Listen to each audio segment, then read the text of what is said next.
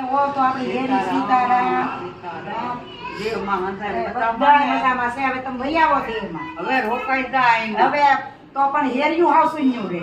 આપણી બગીની હેરિયું શૂન્યું રે.